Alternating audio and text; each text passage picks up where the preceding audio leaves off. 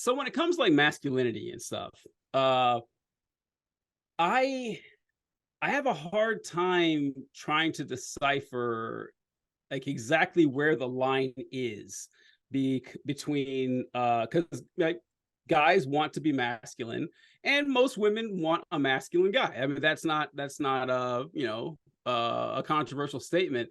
And so but they also don't want the guy to be, a statue or something like that. But the one thing I always say, I always joke was that like, so yeah, women want guys to show their emotions. It's true. But I asked women, I was like, okay, now be honest with me. Would you be okay dating a guy who cried more than you? Like if he cried more than you did, like would that bother you? And most of them say yes. Like they say, yeah, that they think that, oh, that would be a little. And so it's a weird fine line between there where it's not, you don't want to be someone who never cries, but I don't want to be a guy who cries all the time either. Yeah, there's always, I talk about the kernel of truth in like politics and stuff, but it works for that too, because there is a kernel of truth of like, yeah, don't be a crybaby. Yes. You probably don't want to cry about everything in your life. That's probably not healthy, but it's also not healthy to never cry about it. Like I know cry. Yeah. Crying specifically, like you said, like I love to cry.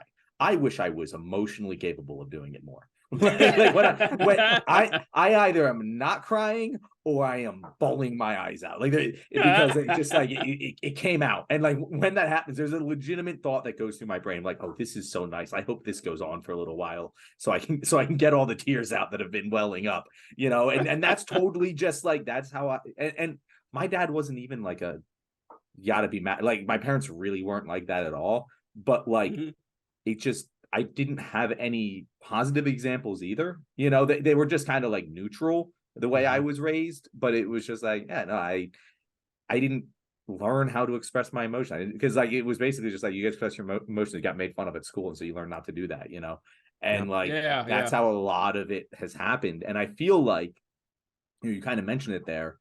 One of the biggest things that can like advance us as a society in terms of like toxic masculinity is girls just making the first move.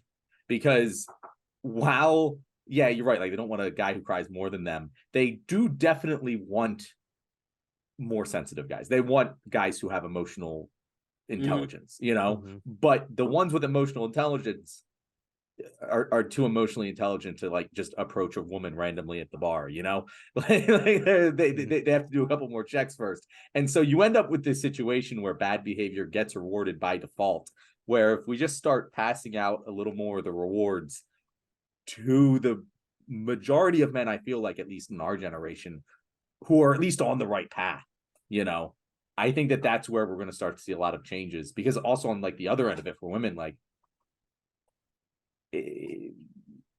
it's gonna be healthier. Like you have less risk if you're approaching men, like you have control of the situation when it happens, where it happens. If that was the societal default, we'd have a lot less assault, I think. Maybe I'm wrong about that, but it is one of those things where I think it could teach a lot of behaviors positively if we just change that one little societal expectation. I didn't realize this was going to turn into a segment about toxic masculinity. Hey, I can't foresee any universe in which it will be commonplace for women to make the first move. I just can't. I can't.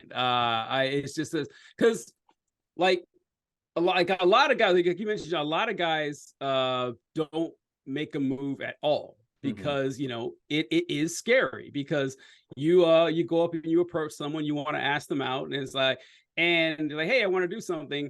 They're not just rejecting the offer, they are rejecting you, and that stings and it hurts. And so guys don't want to take that risk, and women don't make the first move because they don't have to. Like that's it. Like if we didn't have to, we wouldn't do it either, but we have to. And I just I just can't see that happening, at least not terribly often, as long as as long as men are willing to do it. It's just something I can't conceptualize. Maybe I'm wrong, but I just can't conceptualize women, going out and making that first move as a commonplace measure when they just don't have to, because guys are the ones going for it. Well, Roy, you're right. This has become a segment, and like an interesting thing we haven't talked about on this podcast yet is sex in general, and like how the perception of sex is rapidly changing right now. Like, I know when I was growing up, it was a hypersexualized time. I was born in '96. You look back at some of the advertisements from like the 2000s, and you're like, holy shit, that's from a different world. And it was your just average Bud Light commercial. It was definitely like the sexual liberation, revolution, whatever it is. But like, we were getting more sexualized as a society. And I don't know exactly when it flipped, but if you look at like Gen Z now, they are so much less sexual. They're having sex less, first of all. Like, I see so much discourse online about like sex scenes in movies. They're like, they don't like it. I'm like, what the fuck? Yeah, that was the best. Game of Thrones was the best for that specific reason. And it's just a weird dynamic. And I think part of it is because there's so much more awareness of the dangers of sexual, assault, all of that stuff. And we are so, especially Gen Z, is so much more hyper aware of that. But I think it's actually gotten to the point where like they're so afraid to talk about sex that it hurts. Like to me, the most healthy, sexual communication is as open and transparent as possible. And the pendulum has swung all the way back to the point where I talk with like teenagers, like in my family, like that I know in life, like they're all fucked up. Like, they have no idea. Like, it was hard for me, but it seems even harder for them because there's so much pressure on it all the time, and no one actually, like, they've just been like, we're just going to give up on it. It's not worth the hassle. I'm glad you added the caveat in your family, because if you just said I talked to I went to my local high school and they don't want to talk to me about sex. I don't understand this. What's wrong with kids nowadays? I think that the two reasons that I think that like, you're right, like, it's funny that boomers are always talking about these kids and their sexual depravity, and kids have less and less sex every year, like, it goes down. I always thought that that had to do with two things. One was the fact that people don't socialize nearly as much as they used to. Back in the day, if you wanted to hang out with people, you had to actually go outside and meet people, and you don't got to do that anymore. Like, you can talk and have a lot of fun in your room and never leave. And if you're not actually out meeting people, you're less likely to hook up. And two is the ubiquitous nature of internet porn, that it's just like it was unthinkable 30 years ago or something like that. And so that, at least that's what I thought with the movie scene thing, because if you can just get hardcore pornography anytime you want, why would I want to see it in a regular movie? Like, it's like, okay, well, what's it doing here? This seems out of place. And it's kind of weird like how sexual mores change, and like what's seen as perverse and what's seen as out of bounds. For example, when I was little, guys, like boys would beat off to looking at like the underwear sections in a Sears, like a catalog or something like that, in the lingerie section, like that's what got you off. And if you watched porn, you were a pervert and a delinquent. But now it's the other way around. Like, if you watch porn, okay, you're normal. But if you're getting off looking at a lingerie magazine, like, what the fuck is wrong with you? That's really weird. How is that getting you off? And so it's like, go ahead. I think it kind of harkens back to John's point about how, like, in the 90s everything was so sexualized and open, and now it's kind of like becoming more prudish.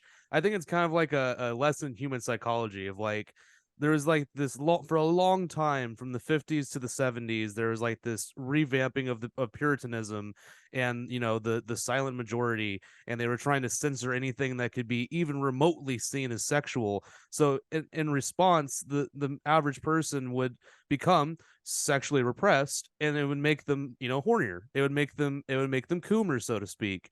And now, as we move gradually to a society that's less prudish overall, that doesn't, you know, we're more open about it, we can talk about sexual things and we can have sex scenes in movies, it's whatever. People are like, what are you giving me this for? I don't care about this. It's a classic case of tell somebody to do something and they'll do the opposite.